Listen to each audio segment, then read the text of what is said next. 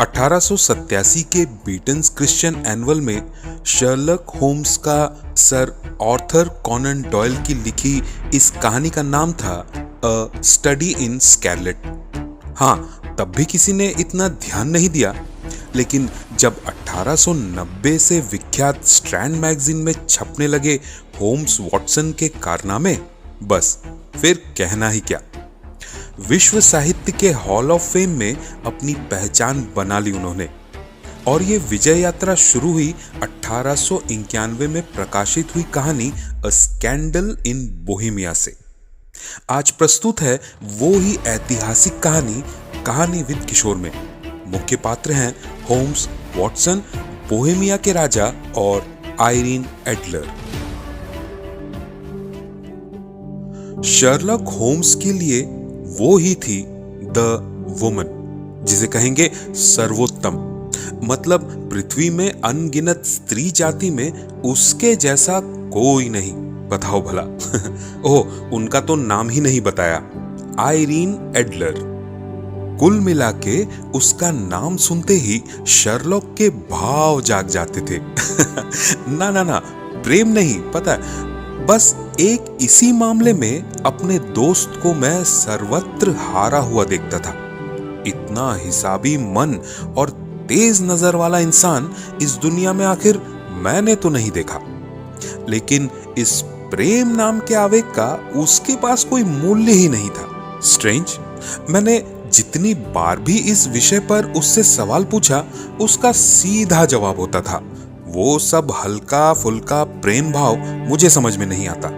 इन सब दुर्बल विचारों को महत्व देने से विचार शक्ति दुर्बल हो जाती है। लेकिन इसके जैसा मुंह फट आदमी भी आयरीन एडलर के सामने ठंडा पड़ जाता था। शादी के बाद से ही होम्स से मेरी मुलाकात कम होने लगी थी। जैसा आमतौर पर होता है, अपनी अलग पारिवारिक जिंदगी, अपने एस्टैब्लिशमेंट में व्यस्त, और इधर फिर से नए सिरे से डॉक्टरी भी शुरू कर दी थी, तो दूसरी तरफ मन लगाने का बिल्कुल भी समय नहीं था। इधर शर्लॉक भी वैसा ही, किसी प्रकार के सामाजिकता के आसपास भी नहीं फटकता था। अपनी पहाड़ जितनी किताबें, जासूसी और कोकेन के नशे में ही अलग दुनिया में मस्त। बीच बीच में उसकी खबर नहीं मिलती थी ऐसा नहीं था। केस के पीछे अकेले दौड़ा जा रहा है, आसानी से सॉल्व कर रहा है, ऐसा कुछ जिसे पुलिस ने भी हाथ उठाकर सरेंडर कर दिया। खबर रखता था सारी। उसके बाद ये कुछ दिन पहले, शायद 20 मार्च 1888 होगा, मैं एक पेशेंट को देखकर लौट रहा हूं। बेकर स्ट्रीट के मोड़ पर आया। खूब जाने पहचाने एक दरवाजे के सामने से गुजरते ही मन व्याकुल होने लगा। शर्लॉक से मिलने की इच्छा होने लगी। सिर उठाकर देखा, कमरे की लाइट जल रही थी। शर्लॉक का दुबला पतला शरीर कमरे के एक कोने से दूसरे कोने तक टहल रहा था। लगा उसका सिर उसके सीने पर झुका हुआ है और दोनों हाथ पीछे हैं। कोकेन का नशा उसने छोड़ दिया है। वो शायद परेशान है। खैर, सीढ़ी चढ़ के ऊपर चला गया। एक समय में मैं भी इसी कमरे में पड़ा रहता था। खुश होने पर नाचने लगे शर्लॉक वैसा पब्लिक नहीं है, इसीलिए मुझे देखकर खुश होने का कोई भाव उसने नहीं दिखाया। लेकिन मैं ठीक समझ गया था, मेरे आने से उसे अच्छा ही लगा है। तभी सिगरेट केस को आगे बढ़ा दिया और उंगली का इशारा किया शराब की बोतल की तरफ। शादी करके बहुत मजे में हो लगता है। वजन बढ़ गया है, देख रहा हूँ, 7.5 पाउंड है ना? 7। थोड़ा और सोचना था। 7, राइट। 7 पाउंड। तो डॉक्टरी फिर से शुरू कब की? कैसे जाना? वॉटसन, देखकर, ये तो देखकर ही समझ में आ रहा है तुम पिछले कुछ दिनों से मरीज देखने जा रहे हो, अलग अलग जगहों पर। बारिश में भीगे हो और घर पर जो काम के लिए मेड रखा है वो एक बेहद ही नालायक लड़की है। बाप रे, यस। हाँ, उस दिन गांव की तरफ काम से गया था। लौटते समय जो बारिश, कीचड़ से लथपथ, लेकिन वो ड्रेस तो मैं बदल के आया हूँ, तुम नई ड्रेस देखकर ये कैसे जान गए? और हाँ, इस मेड से कुछ नहीं हो पाएगा, मेरी पत्नी ने तो उसे नोटिस भी दे दिया है, लेकिन मैं अभी भी समझ नहीं पा रहा। इसमें समझना क्या है? वो देखो, तुम्हारे बाएं पैर के जूते के अंदर की तरफ 6 खरोंच है, अर्थात तुम बारिश में निकले थे और लौटते वक्त जमी हुई कीचड़ को निकालने में उस अनाड़ी मेड लड़की ने जूतों के 12 बजा दिए हैं। और इसके अलावा किसी के अंदर आते ही ओडोफॉर्म से कमरा महकने लगे, दाहिने हाथ की तर्जनी सिल्वर नाइट्रेट के इस्तेमाल के कारण काली हो जाए और हेड के पास का हिस्सा स्टेथोस्कोप लगाने के कारण ऊंची हो जाए, तब क्या ये नहीं मान लिया जाए कि महोदय का पेशा काफी अच्छा चल रहा है? जब तुम इतने अच्छे से सब कुछ समझा कर कहते हो ना, तब लगता है अरे ये तो कुछ भी नहीं, बहुत ही आसान था, इसमें ना कर पाने वाली कोई बात ही नहीं थी। लेकिन फिर भी हर बार ही रहस्य के सामने आते ही मैं तो कंफ्यूज ही हो जाता हूँ। पहले लगता था ये जो तुम्हारी देखने वाली नजर है ना, मैं भी कुछ कम नहीं हूँ। अब लगता है खामखा कुछ नहीं, तुम देखते जरूर हो लेकिन ठीक से अंदर तक नहीं देखते। हम दोनों में बस यही फर्क है। अच्छा बोलो तो, यहाँ तो कितनी ही बार आए हो, नीचे से ऊपर आने के बीच कितनी सीढ़ियां हैं? कितनी सीढ़ी? मैं ध्यान नहीं दिया कभी। वो ही ध्यान नहीं दिया, दैट इज माई पॉइंट। 17 है, मैं जानता हूं, क्योंकि मैंने देखा ही नहीं, मैंने ऑब्जर्व भी किया है। ओके, जाने दो, ये पकड़ो, देखो। शर्लॉक ने मुझे एक मोटा सा गुलाबी रंग का कागज की चिट्ठी जैसा मेरे हाथ में कुछ दिया। उसमें कोई तारीख पता कुछ भी नहीं था। आखिरी डाक से आई है चिट्ठी, जरा जोर से पढ़ो तो क्या लिखा है। आज रात ठीक 7:45 बजे मैं आपसे एक अत्यंत गंभीर मामले में परामर्श करने के लिए मिलने आऊंगा। अच्छा, उस समय चेंबर में रहिएगा। आपके बारे में मैंने यूरोप के एक राज परिवार के पास से सुना है। उनका एक जटिल केस आपने जिस तरीके से सॉल्व किया है, उससे ही मुझे ये भरोसा हुआ है आप ही कर पाएंगे इस समस्या का समाधान। और एक बात है, किसी को यदि मास्क पहनकर अंदर आते देखे तो आश्चर्य मत होइएगा। इसमें तो रहस्य की गंध आ रही है शेरलॉक, क्या कहते हो? सूत्र बिना देखे सिद्धांत तक पहुंचना बहुत बड़ी भूल है वॉटसन, कभी मत करना।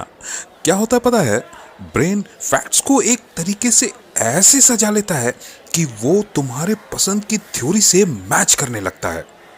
तुम बोलो, चिट्ठी पढ़कर तुम्हें क्या समझ में आया?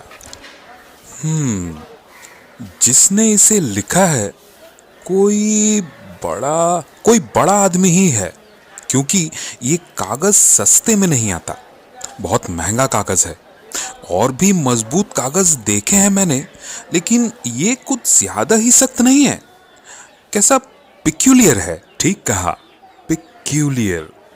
रोशनी में देखो इसे, देखो देखो देखो, ये कागज इंग्लैंड में नहीं मिलता। हाँ ठीक, ये तो वाटरमार्क साफ है, एक स्मॉल जी, फिर कैपिटल ई, एक पी, फिर एक कैपिटल जी लिखा है, साथ में एक स्मॉल टी लिखा है। कारीगर का नाम या मोनोग्राम है शायद। नहीं, एक कैपिटल जी के साथ स्मॉल टी मतलब गेजलशाफ्ट, जर्मन शब्द है। हम जैसे सीईओ लिखते हैं कंपनी के लिए, जर्मन्स गेजलशाफ्ट लिखते हैं। पी मतलब तो निसंदेह पैपिया। अब रह गया वो ई और जी। रुको जरा, कॉन्टिनेंटल गैजेटियर के पन्ने पलटता हूं। ई जी एग्रिया, ई जी, यस राइट, ये तो मिल गया। कांच और कागज की फैक्ट्री के लिए विख्यात। तो वत्स, किस सिद्धांत तक पहुंचे आखिरकार?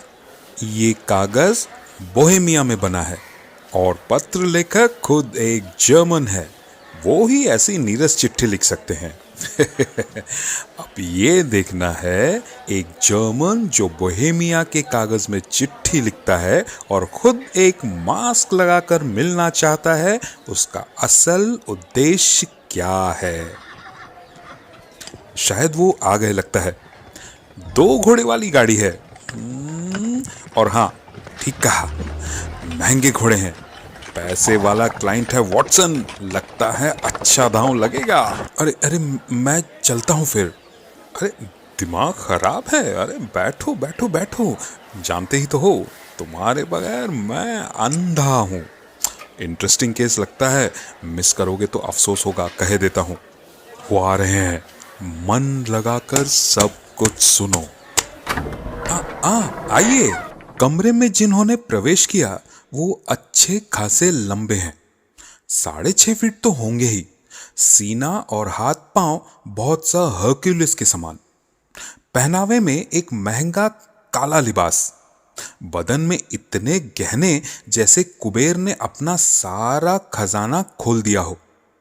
सिर पर हैट और चेहरे का आधा हिस्सा काले मास्क से ढका हुआ और हाथ से मास्क को पकड़े हुए हैं। देखकर लग रहा है जैसे अभी कुछ देर पहले ही उसे एडजस्ट किया है। तब भी उसके अंदर से एक प्रखर व्यक्तित्व निकल कर आ रहा है। मन का जोर है। चिट्ठी भेजी थी, बात हुई थी मिलने की। हाँ मिली। बैठिए। ये मेरे दोस्त और सहयोगी हैं डॉक्टर वॉटसन। और आपका परिचय? मैं काउंट वॉन क्रैम, बोहेमिया के एक अभिजात्य परिवार का सदस्य। और एक बात, आपके दोस्त पर भरोसा तो किया जा सकता है ना? नहीं तो मैं आपसे अलग से बात करना चाहूँगा। या तो हम दोनों ही सुनेंगे या फिर वो आप लोगों की मर्जी है, लेकिन सब कुछ सुनने के पहले आपको एक वादा करना पड़ेगा।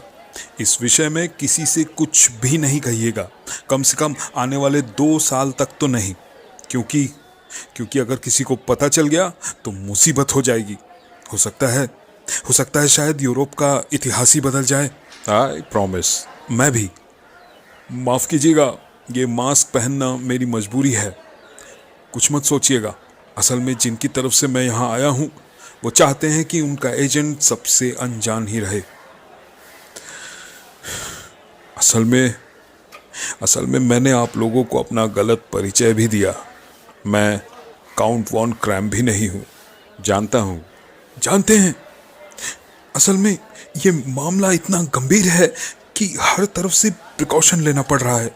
नहीं तो ये स्कैंडल एक राज परिवार का नाश कर देगा। मैं ऑर्मस्टिंग राज परिवार की बात कर रहा हूँ। बहुत सालों से बोहेमिया का राजपाट वही संभाल रहे हैं। हाँ, वो भी जानता हूँ। सो योर मैजेस्टी, आप मामले को जरा और खुलकर बताएं तो मुझे सहायता करने में और सुविधा होगी। शर्लॉक के मुंह से अचानक योर मैजेस्टी सुनते ही वो सज्जन अपनी चेयर से लगभग उछल पड़े। प्रचंड उत्तेजित लग रहे थे। उसके बाद अचानक चेहरे से मास्क निकालकर जमीन पर फेंक दिए। हाँ, मैं ही बोहेमिया का राजा हूं, बोहेमिया का राजा। इतना छुप के रहने की क्या जरूरत है? सच में आपके कमरे में आते ही मैं समझ गया था कि आप कोई आम आदमी नहीं हैं, खुद बोहेमिया के राजा हैं। क्या करूं बोलिए, मैं तो खुद कभी ऐसे मामलों को सुलझाया नहीं। मैंने आदत नहीं है, लेकिन मामला इतना नाजुक है कि किसी पर भरोसा नहीं कर पाया। वो प्राग से ही भेष बदल के आ रहा हूं। शुरू कीजिए। लगभग 5 साल पहले एक बार वॉर्सो गया था कुछ दिनों के लिए, और वहां मेरी मुलाकात हुई आयरीन एडलर के साथ। नाम सुना है? विख्यात अभिनेत्री हैं। वॉटसन, मेरी नाम वाली नोटबुक देखो तो। शेरलॉक की ये एक अद्भुत आदत थी। नामी व्यक्तियों का सारा वृत्तांत या उल्लेखनीय घटनाएं एक नोटबुक में लिख कर रखता था, ताकि काम के वक्त दिक्कत ना हो। आयरीन एडलर का नाम मिला एक यहूदी धर्म प्रचारक और एक मिलिट्री ऑफिसर के बीच में कहीं। न्यू जर्सी में जन्म 1858, इंपीरियल ओपेरा ऑफ वॉर्सॉय में मूल गायिका, ओपेरा स्टेज से रिटायर होकर अब लंदन में रहती है। अच्छा, तो योर मैजेस्टी इस महिला के साथ गहरे संबंध में आ गए और कुछ अंतरंग प्रेम पत्रों का भी आदान प्रदान हुआ था। अब वो सारी चिट्ठियां वापस लेना चाहते हैं। एकदम चुपके से शादी वादी भी हुई क्या? बिल्कुल नहीं। आपका कोई जरूरी कागजात या सर्टिफिकेट उसके पास रह गया? नहीं नहीं नहीं, कुछ भी नहीं। तब खामखा परेशान क्यों हो रहे हैं? यदि इन चिट्ठियों को दिखाकर वो आपको ब्लैकमेल भी करे, परवाह नहीं, क्योंकि उनको साबित करना पड़ेगा कि अरे मेरी हाथ की लिखावट दिखा दे तो। धत, उसकी तो नकल की जा सकती है। कागज तो मेरा है, प्राइवेट नोटबुक का। चोरी की जा सकती है, उसमें मेरी सील मुहर है। उसकी भी नकल की जा सकती है। मेरी फोटो खरीदी जा सकती है, हम दोनों ही हैं उस फोटो में। यहाँ दिक्कत है। यहीं पर गड़बड़ कर दी आपने योर मैजेस्टी। तब क्या मुझे होश था? मैं तब युवराज था, जो मन में आया किया। ऐसा हो जाएगा किसे पता था? बोलिए तो। उस तस्वीर को वहां से गायब करना पड़ेगा। मैंने क्या कोशिश नहीं की सोच रहे हैं? तो फिर खरीद लीजिए, जितना पैसा बोल रही है दे दीजिए ना। बेचेगी नहीं। चोरी करवा लीजिए। 5 बार कोशिश की, 2 बार जोर भेजा था उसके घर पर, कहीं कुछ नहीं मिला। पूरा घर छान मारा। एक बार घूमने गई थी, मैंने पूरा सामान गायब करवा दिया था, तब भी कुछ नहीं मिला साहब। कितनी गजब की महिला है ना। पता है, आदमी भिजवाकर रास्ते में छिनताई करवाई थी। मेरे दिमाग में और कुछ नहीं आ रहा अब। मजेदार घटना है, लेकिन मेरे लिए आतंक वाली घटना है। वो तो है, लेकिन उस औरत का मतलब क्या है? बोलिए तो। तस्वीर को लेकर ठीक क्या करना चाहती है? मेरा सर्वनाश? मतलब कुछ दिनों में ही मेरी शादी है। हाँ जानता हूँ। तो स्कैंडिनेविया के राजा की दूसरी लड़की क्लोथिल लॉथमैन के साथ। एक बार भी अगर मेरी पुरानी बात पता चल गई, तूफान आ जाएगा, सब कुछ खत्म हो जाएगा। प्लीज प्लीज थोड़ा समझने की कोशिश कीजिए। तो आयरीन एडलर कहाँ से आ गई यहाँ? आप उसे पहचानते नहीं हैं, बहुत ही खतरनाक औरत है। देखने में इतनी सुंदर, माया के जैसी, लेकिन इतना कठिन हृदय मैं जीवित अवस्था में नहीं देखा। आयरीन ने कहा है उस फोटो को सबके सामने ले आएगी। वो मेरा सर्वनाश किए बिना छोड़ेगी नहीं। जो मन में आए कर सकती है, जो मन में आए। अभी भी फोटो दिखाया नहीं है किसी को? आप श्योर हैं? हाँ, आने वाले सोमवार को हमारी शादी की ऑफिशियल अनाउंसमेंट है। आयरीन ने कहा है उसी दिन वो अर्थात हाथ में 3 दिन है। ठीक है, आप अभी लंदन में ही हैं मान लेता हूँ। रहना ही पड़ेगा। लैंगहैम में हूँ, काउंट वॉन क्रैम के नाम से। ग्रेट, जो भी अपडेट होगा खबर मिलेगी, चिंता मत कीजिएगा। दया करके देखिएगा प्लीज, बहुत दुश्चिंता में रहूंगा। ओह अच्छा, मेरी फीस? जो भी आपकी मर्जी। मैं उस तस्वीर की खातिर अपने राज्य का एक भाग आपको दे दूंगा। एक उपाय कैसे भी निकालिए प्लीज। वो तो ठीक है, पर अभी खर्चे के लिए। हाँ, लीजिए। 300 पाउंड सोना है और 700 नोट है। फिलहाल इससे काम चल जाएगा ना? हाँ जरूर। एक मिनट, रिसीप्ट ले जाइए प्लीज। महिला का address Brownie Lodge, Serpentine Avenue, Saint John's Wood. Serpentine Avenue, Saint John's Wood. Right, हो जाएगा। ओ हाँ, एक और बात, फोटो फ्रेम किया हुआ है या ऐसे ही है? हाँ, फ्रेम किया हुआ है। Good night your majesty. वादा करता हूँ आपको अच्छी खबर ही दूंगा। वॉटसन, और रोकूंगा नहीं। Good night. कल दोपहर ठीक 3 बजे चले आओ, इस मामले के बाबत थोड़ी चर्चा करनी है। नमस्कार दोस्तों, आप सुन रहे हैं सर ऑथर कॉनन डॉयल की रचना अ स्कैंडल इन बोहेमिया का हिंदी रूपांतर। अब तक आप कहानी सुन रहे हैं, इसका मतलब आपको कहानी अच्छी लगी है। तब एक लाइक और एक सब्सक्राइब भी बनता है, क्यों, है ना? तो फटाफट चैनल को सब्सक्राइब कर बेल आइकन को प्रेस कर दीजिए ताकि आपको नई नई कहानियों के नोटिफिकेशन मिलती रहे और हमें नई और रोचक कहानियां बनाने की प्रेरणा मिलती रहे। क्या शर्लॉक को वो तस्वीर मिली? क्या हाल किया आयरीन एडलर ने शर्लॉक का? जानने के लिए सुनते हैं आगे। जैसी बात वैसा काम। दूसरे दिन शार्प 3 बजे मैं बेकर स्ट्रीट पहुंच गया। जाकर देखता हूं, अरे शर्लॉक गायब है। मकान मालकिन मिसेस हडसन ने कहा वो सुबह 8 बजे ही निकल गया था, इसीलिए इंतजार करने के सिवा और कोई उपाय नहीं है। मुझे इतने में ही बहुत रोमांचक लग रहा था ये बोहेमिया के राजा का केस। बाकी और केसेस की तरह मारपीट खून खराबा नहीं है इसमें, लेकिन फिर भी जैसे मुझे खींच रहा हो ये केस। और उसके बाद खुद राजा के केस वाली बात है। खैर, इंतजार में बैठा हूं तो बैठा हूं। कितने बजे होंगे?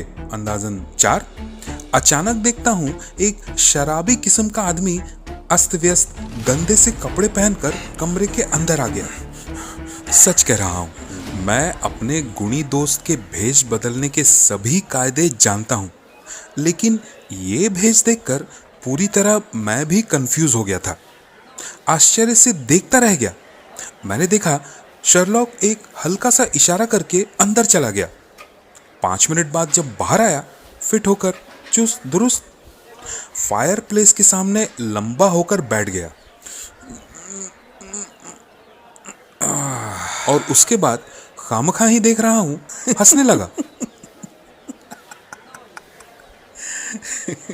अरे क्या हुआ? तुम सोच भी नहीं सकते सुबह से मेरे साथ क्या क्या हो गया। जरूर उस आयरीन एडलर के मकान के बाहर ही डेरा डाले हुए थे, ऑब्जर्व कर रहे थे उसको। बिल्कुल सही। तो सुनो, सुबह 8 बजे मैं उस वेगाबॉन्ग भेष में बाहर निकल गया। ब्रायनी लॉज ढूंढने में मुश्किल नहीं हुई। अच्छा खासा मकान है, रास्ते के किनारे ही स्ट्रेट 2 मंजिल ऊपर। पीछे एक सुंदर सा बगीचा है, दाहिने तरफ एक सुंदर सजा हुआ बैठक कमरा, लंबी खिड़की वाला, लगभग जमीन को छूता हुआ। सब तरफ घूम घूम कर देखा, उसके अलावा रिमार्केबल कुछ नहीं।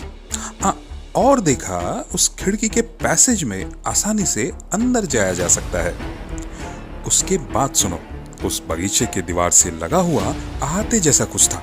वहां घोड़ों वोड़ों की सफाई हो रही थी, तो मैं भी भिड़ गया। घोड़ों को साफ वाफ कर दिया। वो लोग बहुत अच्छे थे, पता है।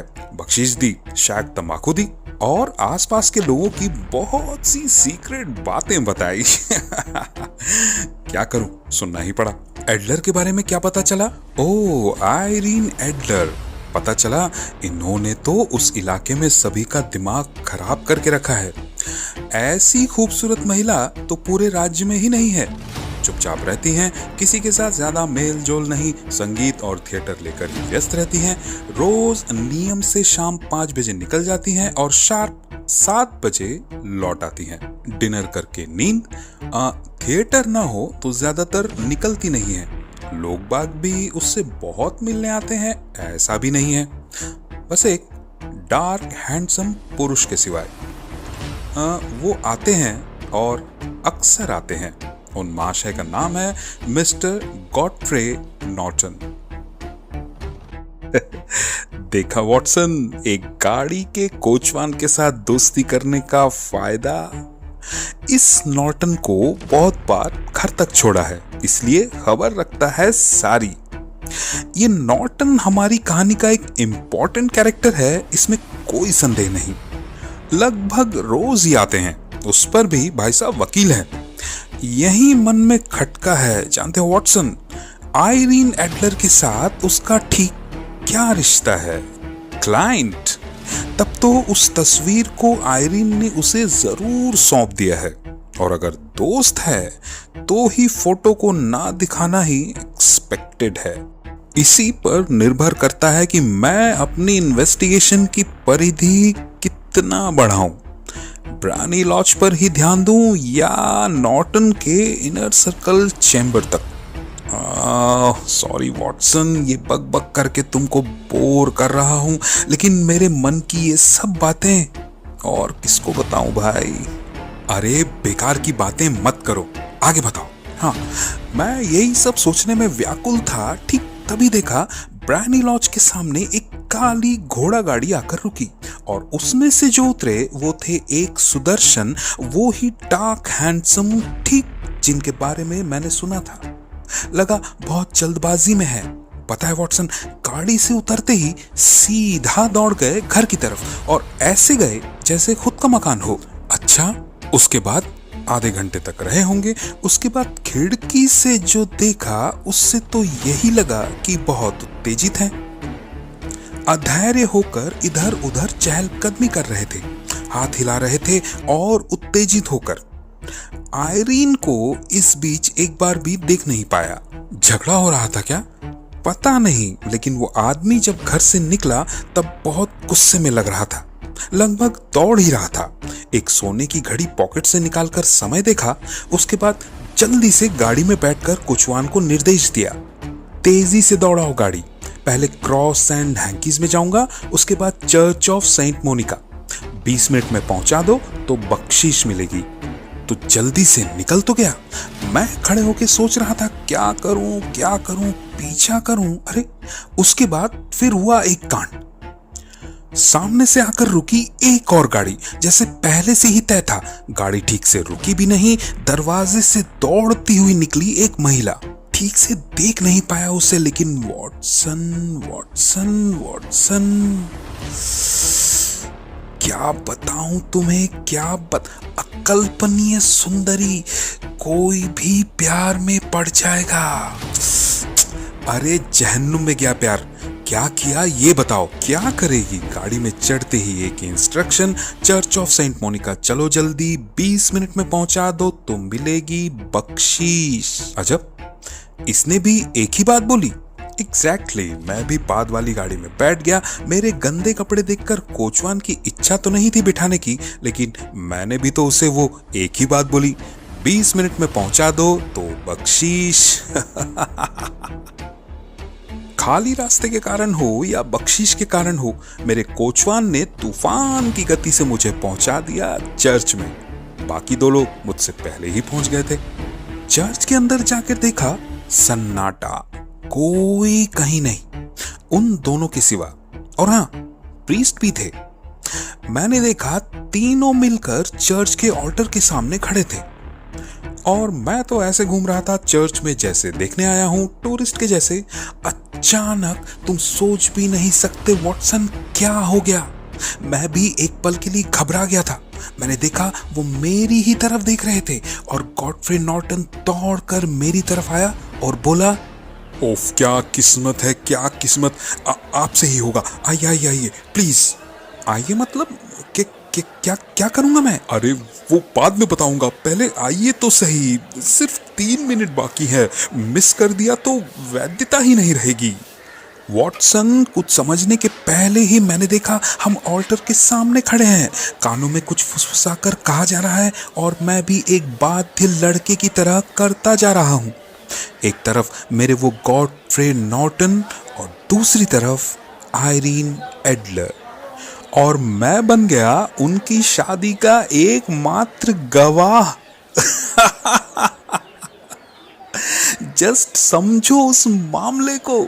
शादी के बाद वो नॉर्टन तो जैसे होश गंवा बैठा, मुझे गले से लगा कर बोला, मैं नहीं मिला होता तो रास्ते पर निकलकर गवाह ढूंढना पड़ता। गवाह ढूंढने की मेहनत से बच गए। ये तो बहुत ही आश्चर्यजनक बात है। तो अब क्या, मतलब अब आगे क्या होगा? अरे मैं तो पूरा ताज्जुब हो गया था। शादी हो गई, इसका मतलब तो एक साथ निकल जाएंगे। मैं भी मन ही मन सोच लिया कि क्या होगा तो क्या करूंगा। मैंने देखा वो लोग दरवाजे तक एक साथ आए और अपनी अपनी तरह अपने अपने घर लौट गए। शादी करके अलग अलग चले गए। भूख के मारे हालत खराब हो गई है। रुको, थोड़ी कोल्ड बीफ और बियर का जुगाड़ करूं। सुबह से अब तक जो हुआ है शाम तक और प्रेशर बढ़ेगा।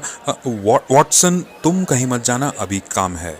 ये मैं जम के बैठ गया। कानून तोड़ने में कोई आपत्ति तो नहीं है? हरगिज नहीं। जेल जाने का डर? अच्छे काम के लिए हो तो कोई परवाह नहीं। हाँ, काम तो बहुत ही अच्छा है। तब तो महोदय मैं आपका एकदम सही दाव हूँ। अच्छा, लेकिन क्या प्लान कर रहे हो बताओ तो। रुको रुको रुको, थोड़ी पेट पूजा तो कर लूं, और समय नहीं मिलेगा। 5 बज गए हैं, 2 घंटे में एक्शन स्टार्ट हो जाएगा। आयरीन एडलर 7 बजे घर लौटती हैं। हम तभी ब्रायनी लॉज जाएंगे। उस लेडी से एक बार मिलना होगा। उसके बाद वो तुम मुझ पर छोड़ दो। कब क्या होगा मेरा सब पहले से सोचा हुआ है। सिर्फ एक ही बात, कुछ भी हो, कुछ भी अजीब देखो तो चुप रहना, घबराना मत। क्लियर? मतलब मैं न्यूट्रल। हाँ, कुछ करने की जरूरत नहीं है, जस्ट मेरे इंस्ट्रक्शंस फॉलो करते जाना। हो सकता है कुछ गड़बड़ हो, मुझे घर के अंदर बुलाया भी जा सकता है। तुम पीछे पीछे मत आना, एक्साइटेड मत होना। ठीक 4-5 मिनट के बाद बैठक रूम की खिड़की खुलेगी। तुम ठीक ठाक पोजीशन लेना लेकिन, और तभी मैं वहां से तुमको दिखूंगा। और उसके बाद मैं जैसे ही हाथ उठाऊंगा, तुम कमरे के अंदर वो फेंकना जो मैं तुम्हें फेंकने दूंगा, और साथ ही साथ आग आग कह के हंगामा मचा देना। समझे? परफेक्टली। लो, इसे पकड़ो। खतरनाक कुछ भी नहीं है, एक सामान्य स्मोक रॉकेट है। इसे ही तुम्हें अंदर फेंकना है, और जैसे ही तुम आग आग कहकर चिल्लाना शुरू करोगे, रास्ते के बाकी लोग भी तुम्हारे साथ आ जाएंगे। इस गड़बड़ में तुम वहां से हट जाना और रास्ते के मोड़ पर मेरा इंतजार करना। कुछ 10-1 मिनट में मैं वहां तुमको ज्वाइन करूंगा। हो जाएगा बॉस। अच्छा रुको, तुम्हें दिखाता हूं अपना नया भेष। शर्लॉक कमरे के अंदर घुस गया, और कुछ देर बाद जिस भेष में निकला पहचानना मुश्किल था। एक चौड़ा काला हैट सिर पर, बैगी ट्राउजर, सफेद टाई। ऐसा कि पोशाक के साथ हंसने का तरीका, चलने का तरीका ऐसा बदल दिया कि ताज्जुब हो जाए। एक अलग मुस्कुराता चेहरा लेकर वो एक अलग ही इंसान बन गया था। ऐसे ही क्राइम में आ गया, नहीं तो शर्त लगा के कहता हूं थिएटर जगत को एक रत्न मिलता। 7 बजने में तब कुछ मिनट ही बाकी थे। शाम हो गई थी। रास्ते की रोशनी एक एक कर जलने लगी थी। ब्रायनी लॉज देखने में हूबहू वैसा ही था जैसा शेरलॉक ने बताया था, लेकिन आसपास जैसा शांत सोचा था वैसा नहीं था। लोग आ जा रहे थे, बातें कर रहे थे। कुछ लोग सिगार होठों में दबाए ध्यान दिया मेरी तरफ देख रहे थे। होगा कोई, ध्यान देने का फायदा नहीं। तो हमारा इंतजार चलता रहा, कब आएंगी मैडम। देखो वॉटसन, इस शादी के बाद ना ये केस बहुत सरल हो गया है। वो तस्वीर अब 2 मुखी तलवार हो गई है। आयरीन कभी नहीं चाहेगी कि गॉडफ्रे ये तस्वीर देखें, और हमारे राजा साहब भी नहीं चाहेंगे कि आयरीन इस तस्वीर को लेकर कुछ करे। लेकिन सवाल यह है, तस्वीर कहाँ है? साथ में लेकर चलती होगी लगता है। बड़े फ्रेम वाली फोटो है, कहाँ छुपाएंगी? ड्रेस के अंदर? अजीब दिखेगा। लगता नहीं है। प्लस तुम क्या सोच रहे हो, आयरीन नहीं जानती राजा साहब जासूसी करवा रहे हैं उनकी?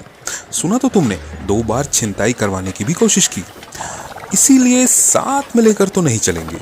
तो फिर वही तो। देखो, एक संभावना है, उस वकील को शायद रखने के लिए दी हो, लेकिन वहां भी एक खटका है। महिलाएं जनरली बहुत सीक्रेटिव होती हैं, इसलिए चांसेस बहुत कम है कि अपनी गोपनीय बातें दूसरे को जानबूझ के बताएं। अगर छुपाना हो तो खुद ही तरीका निकालेंगी।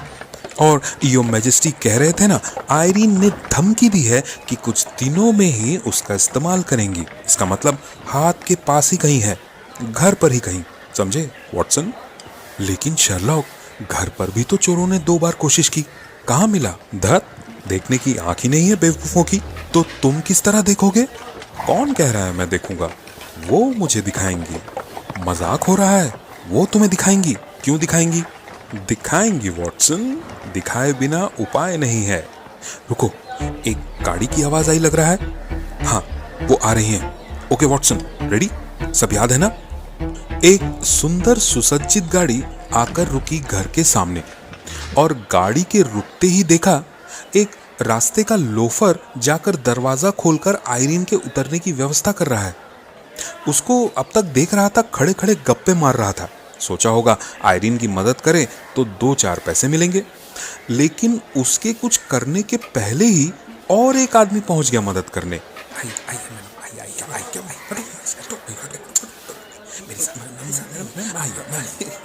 बस तुरंत ही माहौल में उत्तेजना छा गई और 2-4 लोग वहां जाकर हाजिर हो गए। माहौल पूरी तरह गर्मा गया। आयरीन की मुसीबत सोचिए, उसे उतरने में कौन मदद करेगा इसको लेकर झगड़ा शुरू हो गया और वो बेचारी उतर ही नहीं पा रही थी। उतरने दीजिए। उफ, इतनी भीड़ क्यों है? बातचीत बढ़ते बढ़ते हाथापाई में बदल गई। आयरीन इस बीच खामखा परेशान होने लगी। तभी देखा शेरलॉक भीड़ से निकलकर आयरीन को बचाने गया। ये क्या हो रहा है? अरे हटिए सामने से। आई से लीव हर अलोन, हटिए। हाथापाई और बढ़ गई और अचानक नीचे गिर गया शेरलॉक। ये सब देखते ही वो वैगाबॉन्ड किस्म के लोग वहां से भाग गए और कुछ अच्छे दिखने वाले लोग जो अब तक दूर से नजारा देख रहे थे पास आकर शेरलॉक को उठाने लगे।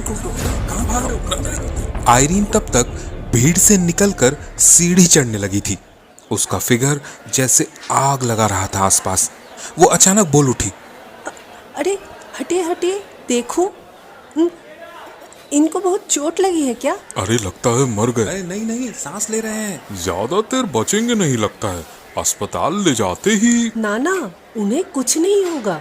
बहुत साहसी है वो नहीं होते तो भीड़ मुझसे छिनताई कर लेते। अरे ये तो सांस ले रहे हैं। लेकिन उन्हें तो इस तरह रास्ते पर नहीं छोड़ सकते, अंदर ले जा सकते हैं क्या? हाँ जरूर, जल्दी जल्दी ले आइए। अरे उठाओ उठाओ उठाओ, चलो चलो चलो अंदर चलो, ले जाओ, चलिए चलिए चलिए।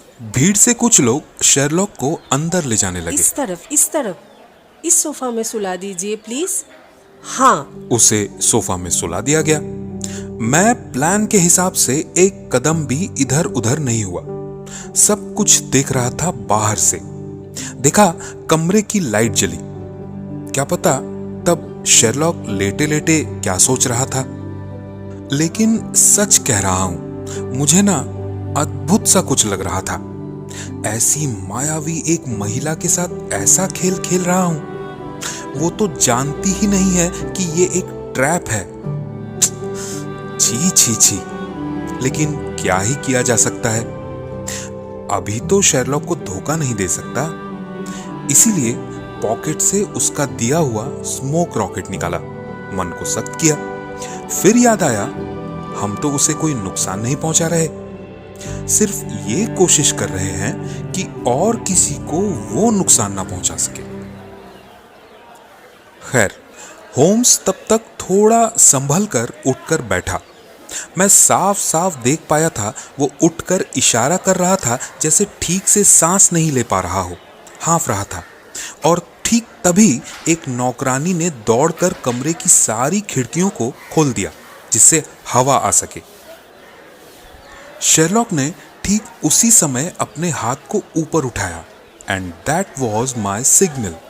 मैंने पूरी ताकत से स्मोक रॉकेट को खिड़की के रास्ते घर के अंदर छोड़ दिया और चिल्ला उठा, आग आग आग। और जैसे ही मैं चिल्लाने लगा, आसपास के लोग भी आग आग चिल्लाना शुरू कर दिए।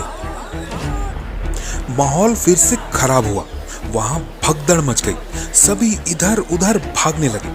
चीखना चिल्लाना, पैंडेमोनियम जिसे कहते हैं। और उसी के बीच में मैंने देखा शेरलॉक कमरे के अंदर से सभी को शांत कर रहा था। कुछ नहीं हुआ, कुछ नहीं हुआ, फॉल्स अलार्म था ये, आप लोग शांत हो जाइए प्लीज। मेरा काम तो हो गया था, इसीलिए मैं पैरों की स्पीड बढ़ाकर वहां से हट गया। इंतजार कर रहा था रास्ते के मोड़ पर। ठीक 10 मिनट बाद वही परिचित हाथ की थपकी पीठ पर लगी। शेरलॉक हाजिर हो गया। दोनों तेज तेज चलते हुए कुछ दूर आ गए एक खाली सुनसान रास्ते पर। इससे अच्छा कुछ हो ही नहीं सकता डॉक्टर, बहुत अच्छा किया तुमने। फोटो मिला? लेकिन जान गया कहाँ रखा है। कैसे? मैडम ने ही दिखाया, वो जो तुम्हें बताया था। मतलब? अरे खुल के बताओ ना। व्हाट्स वॉटसन इतना बेसब्र क्यों होते हो? बता रहा हूँ। तुम तो निश्चय ही समझ गए थे कि रास्ते पर जितने भी लोग थे वो सब मेरा ही सेटअप था और नाटक कर रहे थे। हाँ, वो तो थोड़ा बहुत अंदाजा लगाया था। उसके बाद तो समझो जब गड़बड़ शुरू हुई, मेरे हाथ में लाल रंग था जिसे मैंने अपने चेहरे पर लगाकर गिर पड़ा, ये तो जानते ही हो। वो भी समझ गया। उसके बाद और क्या, मुझे अंदर ले जाने पर वो मजबूर हो गए। इनफैक्ट आयरीन के सामने भी कोई उपाय नहीं था, वो क्या ही करती बताओ। और ले जाकर कहाँ लिटाई? सिटिंग रूम में, ठीक वही कमरा जिसे मैं सस्पेक्ट कर रहा था। मतलब देखो, इधर वो इस कमरे में था या बेडरूम में, मुझे तो निकालना ही था। तभी मैं हाफने लगा और ये जताया कि मुझे सांस लेने में दिक्कत हो रही है और उन्होंने खिड़कियां खोल दी and you had your chance. हाँ, लेकिन इससे तुम्हें क्या फायदा हुआ? क्या बात कर रहे हो? वो ही तो सबसे जरूरी मुहूर्त था। सुनो, जब भी कोई महिला सुनती है कि घर में आग लगी है, सबसे पहले क्या करती है? सबसे मूल्यवान चीज को बचाने के लिए दौड़ती है। सोचो, एक शादीशुदा औरत दौड़ेगी अपने बच्चों को बचाने के लिए और कुंवारी दौड़ेगी शायद अपने गहने के बक्से को बचाने के लिए। आयरीन के मामले में मुझे लगा था उस तस्वीर से मूल्यवान उस पल में उसके पास और कुछ नहीं था। इसीलिए आग सुनते ही वो दौड़ पड़ी उस तस्वीर को बचाने और सच में सभी ने मिलकर ऐसा भयानक माहौल तैयार कर दिया। क्या बात है, बहुत ही बढ़िया काम हुआ। उस धुएं में ही मैंने देखा आयरीन भागते हुए गई उस तस्वीर की तरफ। समझे वॉटसन, वो एक स्लाइडिंग पैनल के पीछे है, सिटिंग रूम से थोड़ा सा निकलते ही। आयरीन ने उस पैनल को हटाकर उस तस्वीर को निकाला और जैसे ही मैंने सभी को शांत किया, कोई आग नहीं है, ये एक फॉल्स अलार्म है, ठीक तभी आयरीन उसे वहां रखकर कहां गायब हो गई, पता ही नहीं चला। तब मैं और क्या करता, काम भी लगभग हो गया था, इसीलिए वहां से धीरे से उठ गया और बाहर निकल गया। एक बार सोचा तस्वीर को उसी वक्त निकाल लूं, लेकिन कोचमैन भी था मेरे सामने। इसके अलावा थोड़ी भी हड़बड़ी करता तो पूरा मामला बिगड़ जाता। तो अब काम तो खत्म हो ही गया। योर मैजेस्टी को एक खबर देता हूँ, कल यहाँ एक बार आऊंगा, तुम रहोगे तो अच्छा ही होगा। हमें सिटिंग रूम में बिठाया जाएगा, लेकिन घर की मालकिन के आने के पहले ही हम लोग तस्वीर लेकर वहां से रफू चक्कर हो जाएंगे। योर मैजेस्टी अपने हाथों से ही वो तस्वीर लेकर जाहिर है बहुत खुश होंगे। अच्छा, तो कल लगभग कितने बजे? शार्प सुबह 8 बजे। आयरीन तब तक सोकर नहीं उठती, ये मैं जान गया हूँ। So we will have a clear field. और इसके अलावा हमें जल्दी काम निपटा लेना होगा, क्योंकि नई नई शादी हुई है, क्या पता कब कौन सी आदत बदल जाए। जाता हूँ, योर मैजेस्टी को एक टेलीग्राम भेज दूँ। हम लोग तब तक बेकर स्ट्रीट आ गए थे। शेरलॉक पॉकेट में हाथ डालकर चाबी ढूंढ रहा था। अचानक कोई कुछ कह गया। Good night mister Sherlock Holmes. रास्ते में तब बहुत लोग थे, लेकिन ऐसा लगा वो कोई कम उम्र का लड़का था जो ये कह कर गया। रुका भी नहीं, निकल गया। गले की आवाज बहुत पहचानी हुई लग रही है। कौन हो सकता है? बहुत पहचानी आवाज है। उस दिन मैं घर नहीं लौटा, बेकर स्ट्रीट में ही सो गया। सुबह सुबह टोस्ट और कॉफी पी रहा था, अचानक राजा साहब आ गए। बहुत ही उत्तेजित लग रहे थे वो। शेरलॉक के दोनों कंधों पर हाथ रखकर बोले, मिल गई तस्वीर? अभी भी नहीं, लेकिन उम्मीद तो है ना मिल जाएगी। जरूर। तो फिर अब देरी किस बात की? अब और नहीं रह जाता। चलिए चलिए, कहाँ चलना है? एक गाड़ी लगेगी। अरे छोड़िए, मेरा कोच खड़ा है बाहर। तब तो हो ही गया। योर मैजेस्टी, आयरीन शादीशुदा है। शादीशुदा है? कब? किसके साथ? कल। एक वकील है, गॉडफ्रे नॉर्टन। लेकिन वो उसे प्यार नहीं कर सकता। प्यार करे तो ही अच्छा है। क्यों? क्योंकि इसमें योर मैजेस्टी की भविष्य की जितनी भी परेशानी है मिट जाएंगी। देखिए, वो अगर आपको प्यार ना करे तो आपके जीवन में कोई दखल भी नहीं देगी। सिंपल।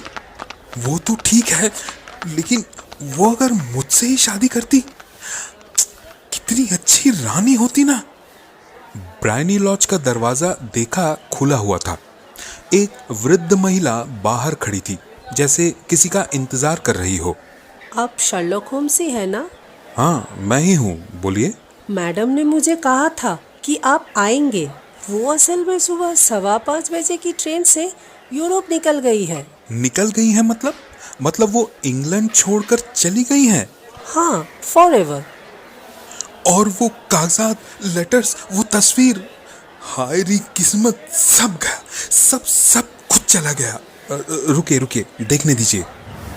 शर्लॉक के पीछे पीछे हम लोग भी अंदर गए। सिटिंग रूम में क्या हालत हो गई थी, सब कुछ उलट पलट था, जैसे किसी ने बेरहमी से कुछ ढूंढा हो। शर्लॉक दौड़कर जाकर एक स्लाइडिंग पैनल को खोलकर अंदर हाथ डाला।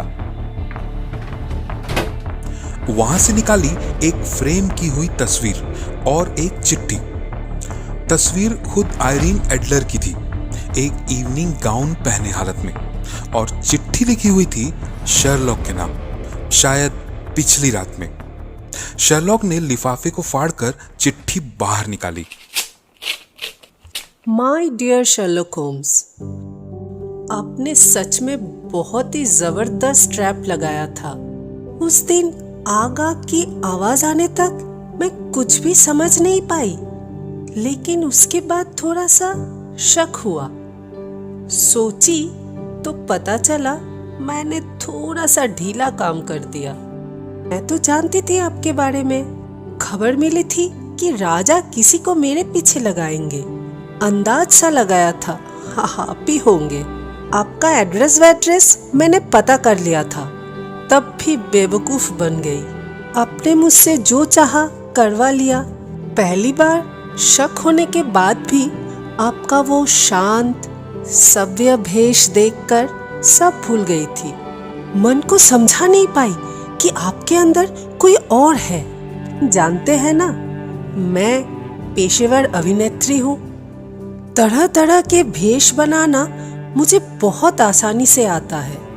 आप जब वो धुएं के बीच पड़े हुए थे, मैंने तभी अपने भरोसेमंद कोचवान जॉन को आप पर नजर रखने के लिए भेज दिया था। उसके बाद दौड़कर सीढ़ी से चढ़ के लड़के का पोशाक पहनकर आपका पीछा किया। सोचकर भी बहुत रोमांचित हो रही थी। मशहूर डिटेक्टिव शर्लॉक होम्स के केस में मैं सस्पेक्ट हूँ।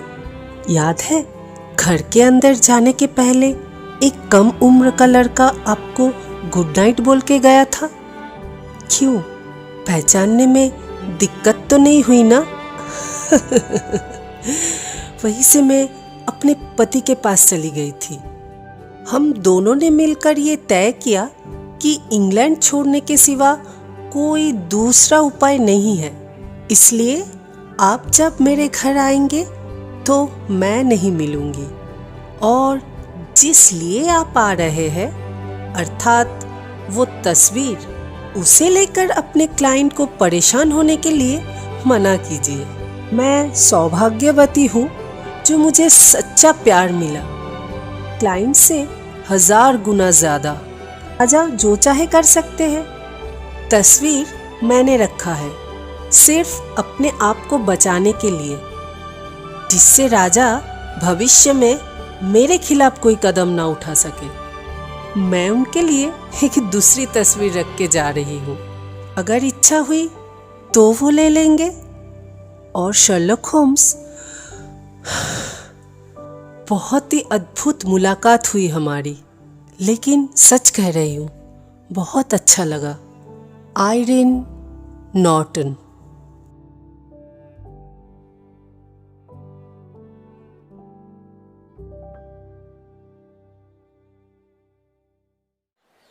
उफ, कितनी खतरनाक औरत है, कितनी खतरनाक। मैंने कहा था ना, बहुत ही अच्छी रानी होती। अफसोस भी होता है, थोड़ा साथ देती तो मैं संभाल लेता। मुझे तो लगता है वो आपसे भी ज्यादा बुद्धिमती महिला है। ये मैजेस्टी, मैं दुखी हूं, आपको वो तस्वीर मैं नहीं लाकर दे सका। क्या कह रहे हैं आप महाशय? इससे तो अच्छा कुछ हो ही नहीं सकता। उस महिला को मैं अच्छे से पहचानता हूं। उसकी बातों की कीमत है। एक बार जब उसने कहा है कि तस्वीर किसी को नहीं दिखाएंगी तो वैसा ही होगा। उफ, अब मैं निश्चिंत हूं। आप बस ये बोलिए, आपको क्या चाहिए? फीस? अरे बोलिए बोलिए मिस्टर होम्स, कितना हल्का लग रहा है ना। ये महामूल्यवान तस्वीर, ये मतलब ये आयरीन की तस्वीर। हाँ हाँ रखिए ना। असंख्य धन्यवाद। तब तो और कुछ नहीं करना इस मामले में। ख्याल रखिएगा, चलते हैं, गुड बाय। राजा साहब मुस्कुराते हुए उनकी तरफ हाथ बढ़ा दिए, लेकिन शर्लॉक वो सब कुछ अनदेखा करके आगे निकल गया तस्वीर लेकर। और इसी तरह खत्म हुआ ऐसा एक अध्याय जो बोहेमिया का शायद इतिहास बदल देता, और जहां पर शर्लॉक होम्स पूरी तरह परास्त हो गया एक महिला के सामने। शर्लॉक को इसके पहले मैंने कई बार महिलाओं को लेकर हंसी मजाक करते देखा है, लेकिन उस दिन के बाद आज तक ऐसी किसी चीज की फिर से पुनरावृत्ति नहीं हुई। और आयरीन एडलर उस दिन से ही शर्लॉक के लिए हो गई वो जो मैंने शुरू में कहा था, द वुमन।